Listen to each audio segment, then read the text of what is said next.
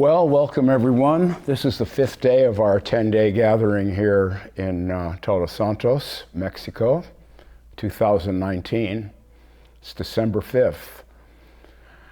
If you've just come upon this film fortuitously on YouTube, I'll explain that what's going on here is that in the last 3 years I've authored a couple of books, and the people attending the gathering are readers of my books.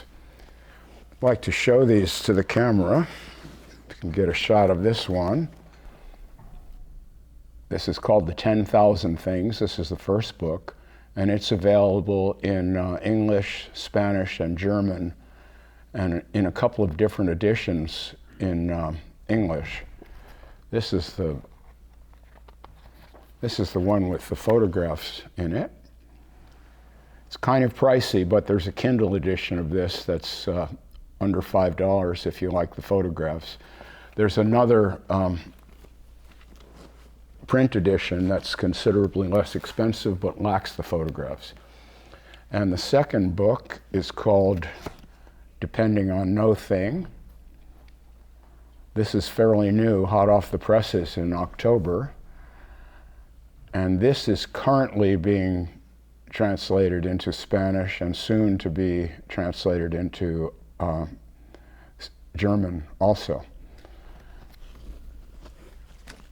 And so that's why we're here. We're discussing the ideas in these two books and other material of interest. So yesterday we were live streaming this, and one of the people on the live stream came up with a question, but by that time we'd come to the end of our allotted time, and I said I would deal with that question today.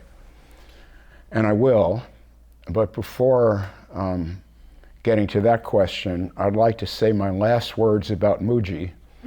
And I think this is important because I don't want him to sue me. So I've made some remarks about him that I know factually, for example, that he asks people to kiss his feet. But I do not know factually that he is suing people for saying that. That's something I read online, but we all know about the internet. And so if that needs retracting, I hereby retract it. Okay, Mooji? All right. Let me read Paul Cannell's question from yesterday. And I should say Paul Cannell would love to have been here. He's in Queensland, Australia, and just couldn't get the wherewithal together to make the trek up here. But he's done something really beautiful. He's having his own 10-day meeting with himself. He went camping in a beautiful spot and took the latest book with him, Depending on No Thing, and he's reading it again for the third time and working it over. And so I imagine he's now online watching this stream. And if you are, hi, Paul. Paul's really touched me deeply because after coming upon my work, he's made a search and found everything that I've ever written, even back to my PhD thesis, and just taken it all in. So he's probably the human on earth who's most familiar with my work. Probably more familiar with it than I am because I tend to forget. So Paul, saludos. Now let me read your question. Paul says, I have been listening to your old recording of Being Emptiness. He's referring to a talk I gave several years ago, filling in for a friend of mine who was a Buddhist teacher and had a Sunday meeting once a week, and he'd have to be out of town for a couple of weeks and asked me to fill in, and I gave a couple of talks. So this is about being emptiness. And Paul says, and you were talking about some words of Walter Chappell. Walter Chappell is my old mentor from back in the 1980s, now deceased. And what Walter said is, discovery is unrepeatable. Being here, all we see, creates this presence in a living stream of energy. And Paul asked, you talk about how This is to be touched now or never. Touched now or never. Walking the forest here in Queensland, I had some understanding of Walter's words. So my first question is, what is it that can be touched, and in what sense can it be touched now or never? And my second question is about the myth of Sisyphus. The myth of Sisyphus is the material from the last chapter in Depending on No Thing. And Paul says, you have repeatedly posed the question in your book, what do you want to do? Can you say something more about that? Much love to all. Okay.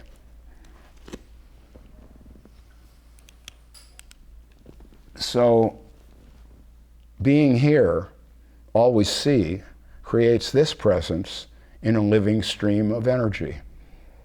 The way I understand that is that we are constantly being impinged upon, our nervous system, by energies of all kinds. There's sound energy, vibrating air strikes the eardrum, and the brain converts that into sound. How that happens is utterly mysterious. Photons hit the optic nerves, and that is translated somehow into sight. If the skin is touched, that's a tactile sensation because energy from the outside is impinging upon the nervous system. So being here, all we see, hear, feel, etc., creates this presence in that stream of energy. In other words, we don't really know what's out there. Something is created when the human nervous system is impinged upon by that energy. That's already a pretty good understanding. There is a world out there of some kind, but we don't know what that is, and we never will. It can be described maybe mathematically, maybe better and better microscopes will see more and more of the small end of it, and better telescopes will see more of the large end of it. But ultimately, there's no way of really understanding that. We can call it energy, but what we know is this presence when this energy strikes our nervous system.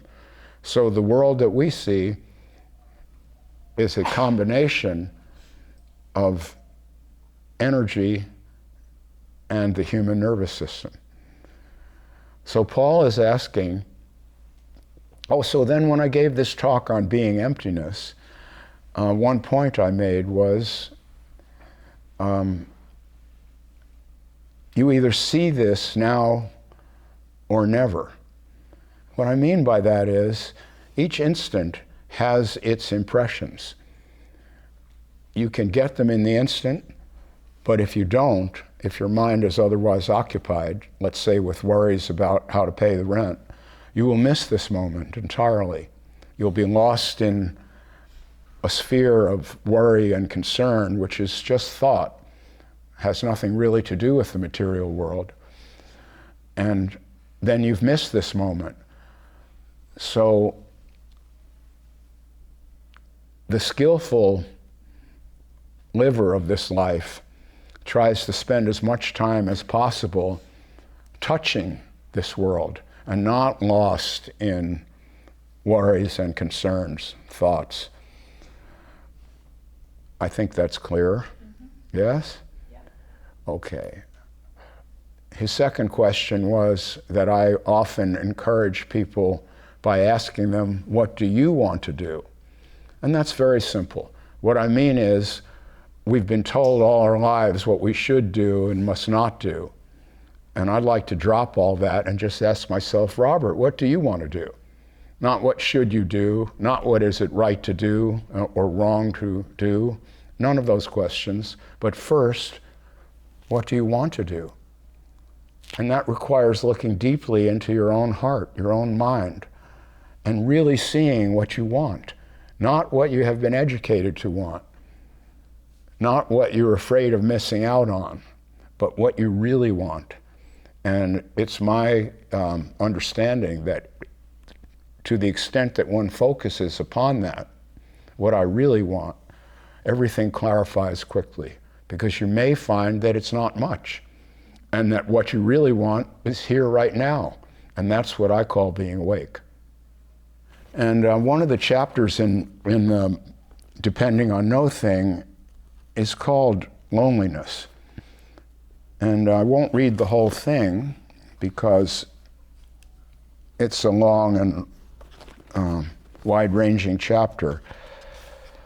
But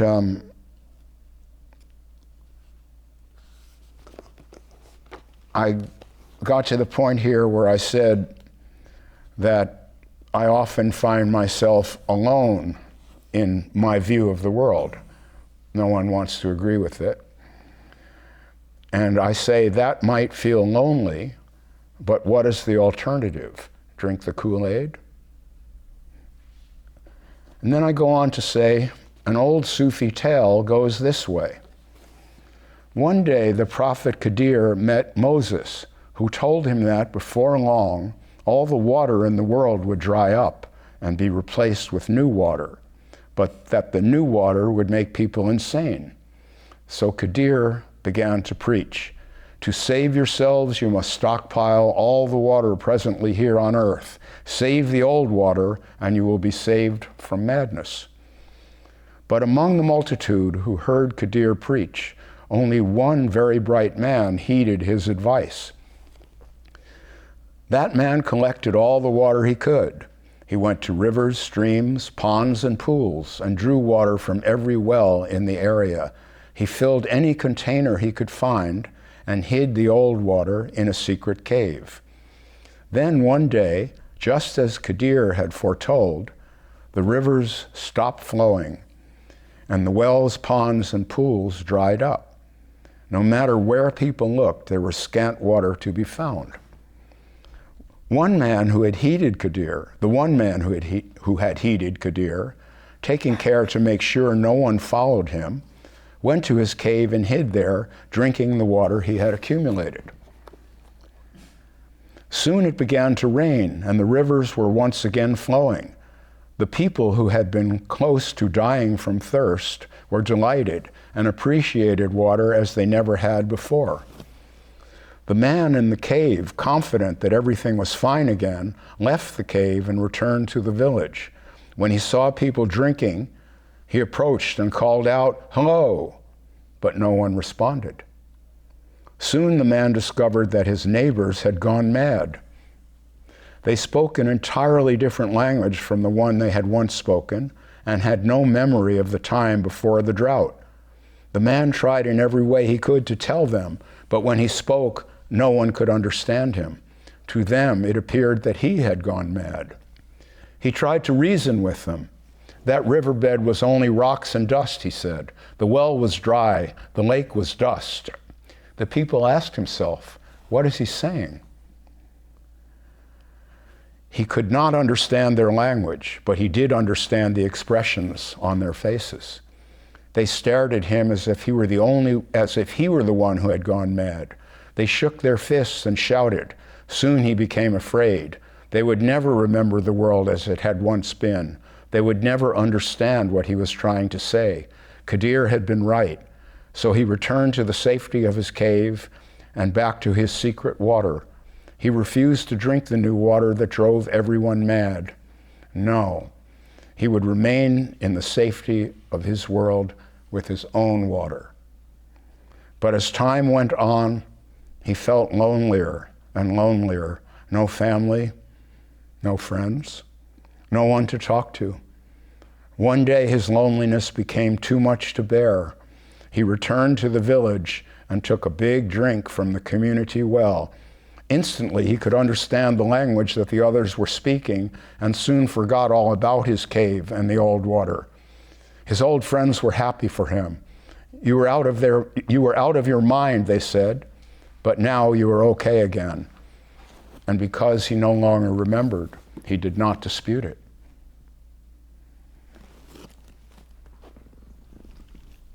Now, I don't think this really addresses your concerns, but it certainly addresses the universal problem of human loneliness, which is that we do want companionship, most of us, but in order to get it, there's almost always a price to be paid, which means that something of ourselves needs to be compromised. And I think we all feel this. I know I feel it intensely. And that's why I like to spend a lot of time alone. When I'm alone, I really have no worries. My mind is just flowing freely. And if I get some, we were talking about psychosis the other day, if I get some psychotic idea, well, okay, it might be really entertaining.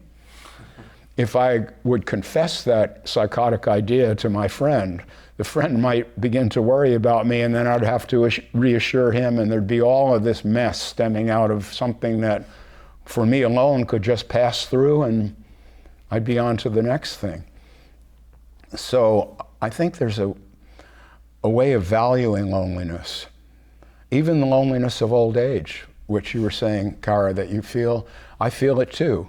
I mentioned it here this week about how maybe I've lost a step or two mentally, and I'm not walking around really well right now, having broken my back. I hope that will heal properly and that I'll be walking around again. But the doctors tell me I won't be doing any more running, so that's just a loss.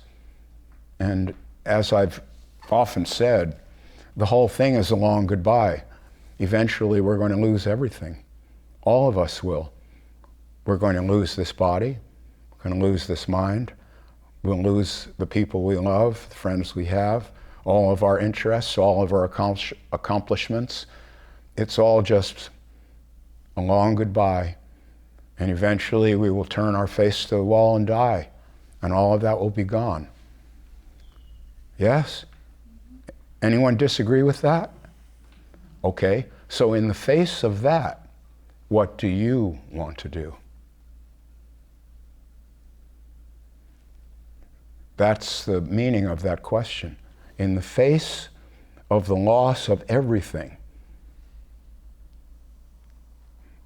not that Robert loses everything, but you get to keep a little something. It doesn't work that way.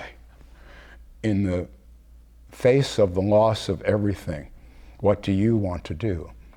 And I think that's a question that can be posed to oneself in any moment profitably. Because the more we look into it, the more that collection of what I want to do may simplify and become lighter and lighter. And eventually one might find that he's content to just sit here, either speaking or listening, and there's no more required. A breath every now and then, maybe a coffee, and we're okay. Yes? Okay. Well, I have no more prepared material. Don't feel like whipping up a lecture, so I hope someone can add something to the conversation. Robert, I think Paul also mentioned in part of his question, or part of what he posted yesterday, the way we do this work is we turn an intention into an emotion. Could you talk a bit more about that, please? Yes, be happy to. That's an idea from Gurdjieff. What he said was, if you really want to, well, what he said was, ordinary human life is very automatic. It's almost robotic, in the sense that if you insult me, I become offended automatically, and I may automatically insult you back, or else explain why you could be so stupid to myself, if not to you. Oh, he's just jealous, that's why he's insulting me, or whatever. And this will be automatic, you see, will just arise. No one chooses that. And we're lost in this automatic world. You see a woman looks attractive, immediately the wheels start turning. That's just automatic, it's programmed behavior. So Gurdjieff was proposing perhaps a method to reclaim your life and not be an automaton. And the way of doing that, according to him, was to find the intention to awaken, and then use that intention to create what he called an emotional state. The emotional state would be energized or powered by seeing your own automaticity, observing it. And if you observed it well enough, you might become so horrified that you would really want to wake up. You'd really want to snap out of it and stop being a robot. That was his idea. Now it's complex because, as I have said, we may not really be able to choose. We may not be able to choose an intention. In fact, I'm pretty sure we cannot. And that's one of the problems I have with a lot of spiritual teaching. It seems to posit abilities that we don't really have, which is to decide to be a certain way. For example, if you have a meditation practice, are you really deciding for that 20 minutes to sit down there and meditate, or is that just what happened? And what if you missed a day? What happened on that day? What happened to the decision? And maybe you're only doing it because someone told you there'd be a reward at the end. And so you're not really choosing, you're just being led along like a donkey following a carrot. And so my idea, my interpretation of Gurdjieff's work takes it a bit further, I think, than he did, having digested it a lot more and having had the benefit of standing on his shoulders. He was the one with the original idea, not me. My idea of an intention is not something that you create, it's something that you discover by being quiet and just watching your own thoughts and feelings. And if you do that, you may find that there's something that comes up every now and then. It just circles around. And that's the intention. I will tell you about my intention in a moment. But if that intention comes up, you haven't created it, but you can notice it. You can notice it and perhaps welcome it. You can entertain the intention. You can say, yeah, come in, let's have a drink and talk it over. That's the intention. So when I started to do this work publicly, after doing it privately for about 20 some odd years, I was encouraged by a couple of friends I trust to go public. John Troy, who will be here tomorrow, is one of them. And I mentioned Robert K. Hall, MD. He was the other. I needed to ask myself, okay, these guys are telling me to do this, but what's the intention behind it? How can I enliven this for myself? Not just do it because I'm being told to do it, or do it because it's a nice role to have beautiful people listening to you. And it really is. All of you are so accomplished and lovely people. Hector, at the restaurant where we're going again tonight, we had dinner there the first night, and it was lovely. Hector's a beautiful man, a really great man. And the next day I went back to see him, and he said, you know, your friends are amazing, Robert. They're all just such beautiful people. He had spoken with each one of you, I guess. And that's how I feel. Somehow the writing of these two books has produced an audience of really accomplished, beautiful people with good intentions of their own and lovely hearts and minds. And I just feel so fortunate to be sitting here with you all. I must express that. I can't express it enough. Well, so, and I feel a sense of total equality with all of you. It's not, I'm doing the talking because I did the writing, but I could listen to any one of you I know and learn a great deal about life. I'm quite sure of that. I'm totally sure of it. And so I looked into it.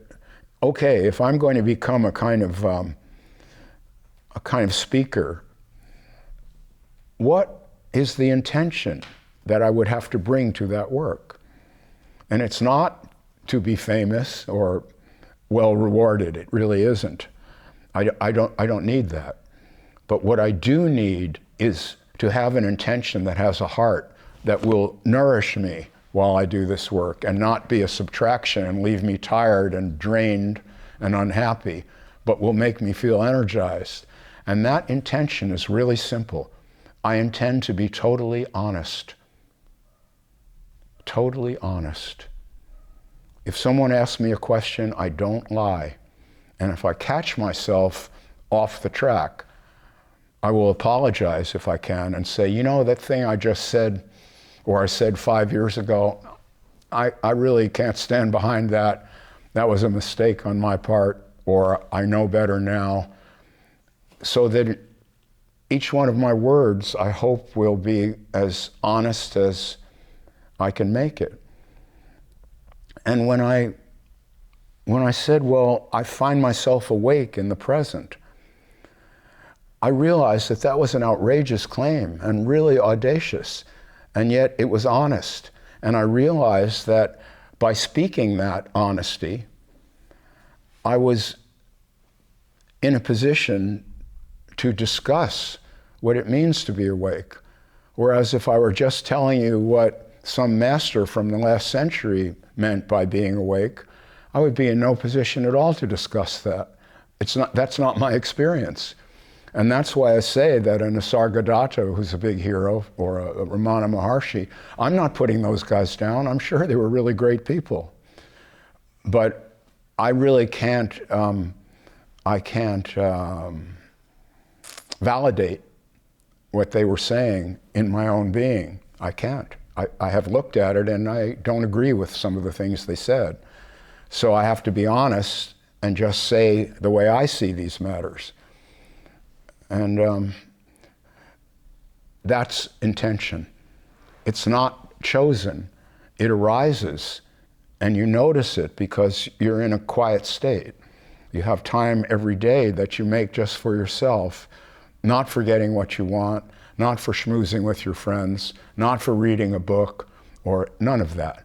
Whatever it takes. I like to go for a walk every morning, maybe half hour, just walk around and allow my mind to go wherever it wants to go and see if an intention arises. Robert, I want to say that I really enjoy this gathering because I have different experience with people. So when I attended retreats when in my 20s, there is this famous Dharma.org Vipassana retreats. It takes 10 days, and you are like really protected area. You have just a little louder, please, Mikhail. In these retreats, you have really a protected schedule, really strict.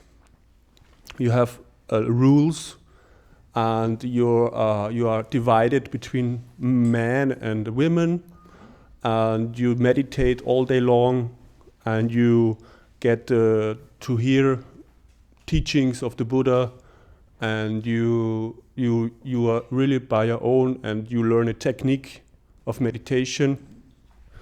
And I did this quite a few times, also with service, so I think about a handful of retreats. And I remember my first retreat. After the first retreat on the last day, I was so sad that I cried, because I thought, what is this? This is so strange. It's a big setup where you learn something, and this will lead to religion. And I was so sad. Although this experience, I repeated the retreat for 2, 3, 4, 5 years, and it's a good tool what you learn there. But in comparison to a gathering here, there are no morals here. This is what I feel like. I could take a pill and sit here completely psyched out on my psychedelics, and I would be fine, comfortable sitting with you here.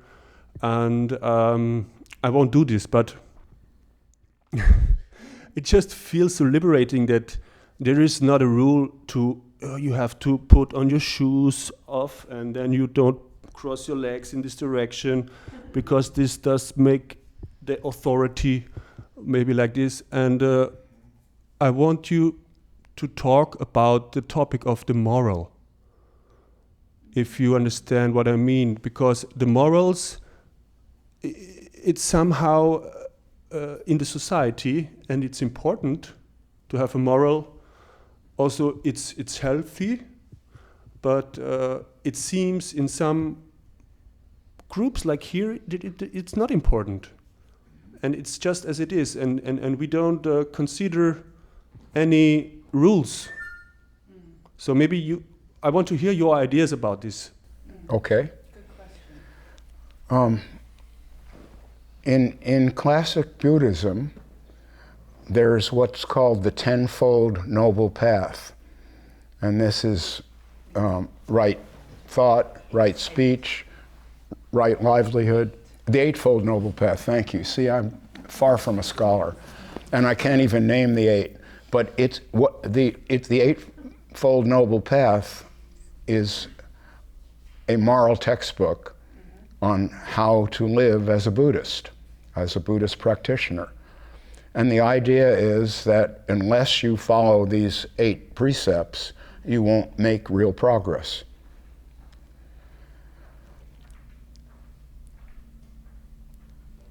That may have some utility for someone who's in a state of real disturbance, maybe a thief who's violent, for example, would need to have those rules and be restrained so that the mind would calm down enough to just begin to understand anything in a serious way. But you've already done that work, and now you're here.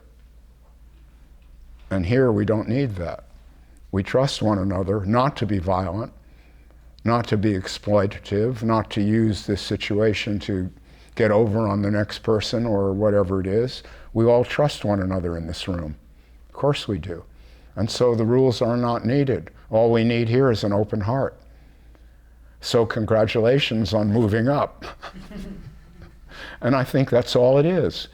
There are people, many people who have benefited from my point of view did have to do some kind of rigorous work at one time and weeding out. And I'm not saying that's not needed. It may be needed. I would never discourage someone from meditating or going to a silent retreat. My friend Elena does these silent retreats, classically, in the way that you mentioned. And that's fine. I mean, people need that and she's doing it. But if you don't need that, I'm really happy for you, thrilled for you. And that's pretty much how I feel about that. I have no morality at all. I'm an utterly amoral person. I'm not following any precepts, none. And if I needed to kill, I would do it.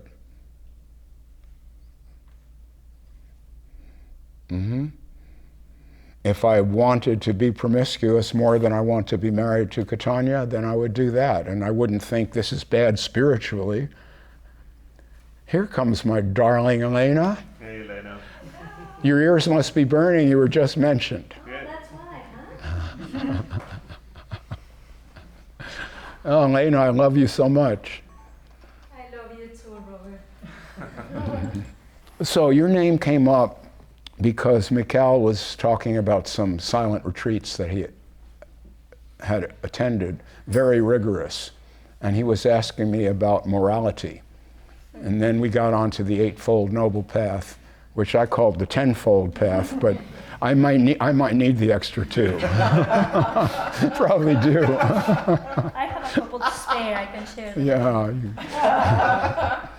Let's see. Number 9. Robert, don't be an idiot. Sorry, can't guarantee that. Too late? Yeah, it's too late, right. So, and your name came up because I said that you conduct that kind of retreat where people are silent and then, would you talk about that a bit? Yes. Give her the microphone, please. Well, the retreats that I conduct, they're pretty much a continuation of what Robert Hall used to do. I am fortunate. I think I was talking to Kirsten maybe about how fortunate I was to have met Robert also towards the end of his life, in the sense of when I met him, he wasn't as rigorous as he probably was when he was younger. So our retreats were very light, light in the sense of, even though they're in silence, and you're in silence all day long pretty much, we didn't start at 5 a.m. as many people do on retreats. We usually, our first meditation actually was at 8 in the morning. We could get up at 7, have tea, and just very smoothly start our meditation at 8 in the morning. And I continue to follow pretty much the same schedule that Robert had in his retreats, and that when we worked together, we kept it also. And something that I love about the retreats that I do is that I usually bring 1 or 2 other people to work with me. One of them is usually in charge of doing some yoga, some movement, which I think it's a very important part. It complements the activities very nicely. And we do Gestalt work at night, which, as you know, is it's a very powerful combination, because the most of the day you are observing very closely the dialogue in your mind. You were talking a lot about that yesterday, the underdog and the top dog and the underdog. So you have the chance to truly observe that during the day in your own, and then at night it all comes to life. It's like having theater, it's like it's right there. You're very explicit for you to explore, to really have that dialogue out loud. And the rest of the people are there watching, giving you support too. And I have seen how powerful, as I was saying, that is, and how much everybody gets out of that experience. Not only the person who's actually doing the work or the dialogue, but also the rest of the people. Because you always see a lot of yourself in somebody else's dialogue, as you know. So can I ask you a personal question? Yes. Not too personal. Yeah, go ahead. What is your intention in conducting these meetings?